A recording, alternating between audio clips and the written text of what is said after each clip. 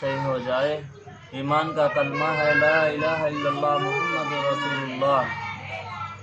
ان میں 4 باتوں کا دھیان رکھنا ضروری ہے۔ نمبر 1، کلمے کے الفاظ صحیح یاد ہو، اس کے معنی کا پتہ ہو۔ تیسرے، اس کے مطلب کا علم ہو۔ چوتھے، اس کے تقاضوں کو جان کر پورا کرنا۔ کلمے کے الفاظ ہے لا الہ الا اللہ محمد رسول اللہ۔ دوسرا، اس کا معنی ہے نہیں کوئی معبود سوائے اللہ کے، اور محمد صلی اللہ علیہ وسلم اللہ کے رسول ہے۔ لا الہ الا اللہ کا مطلب ہے کسی سے کچھ نہیں ہوتا، کرنے والی ذات صرف ایک اللہ ہی کی ہے، مخلوق سب کی سب اللہ ہی کی محتاج ہے۔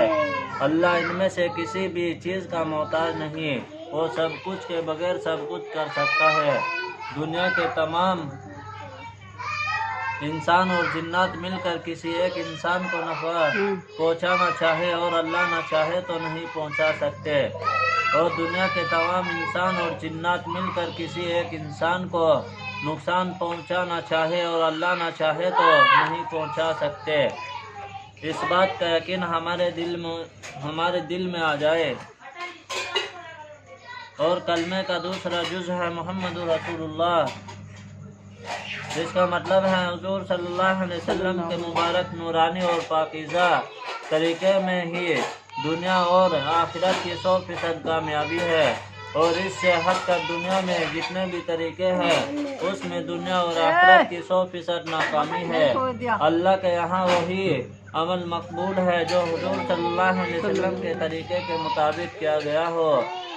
اللہ تعالیٰ نے رسول صلی اللہ علیہ وسلم سے ارشاد فرمایا، آپ کہہ دیجئے کہ اگر تم اللہ سے محبت رکھتے ہو تو تم میری فرما برداری کرو، اللہ تم سے محبت کریں گے اور تمہارے سب گناہ بخش دیں گے، اور اللہ بہت بخشنے والے مہربان ہے۔ ایک حدیث کا خلاصہ ہے، جس زمانے میں دین مٹ رہا ہو اور سنت طریقے زندگی سے نکل رہے ہو، ایسے وقت میں ایک سنت کا زندہ کرنا 100 شہیدوں کے ثواب کے برابر ہے۔ چوتھا، کلمے کا تقاضا ہے کہ من چاہے زندگی کو چھوڑ کر رب چاہے زندگی اختیار کی جائے۔ پہلا کام، لوگوں میں چل پھر کر ایمان کی خوب دعوت دی جائے۔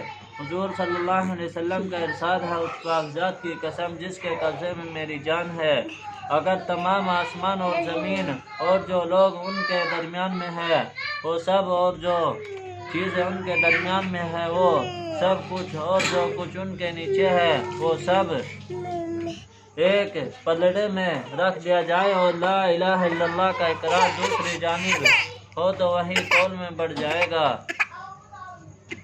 حدیث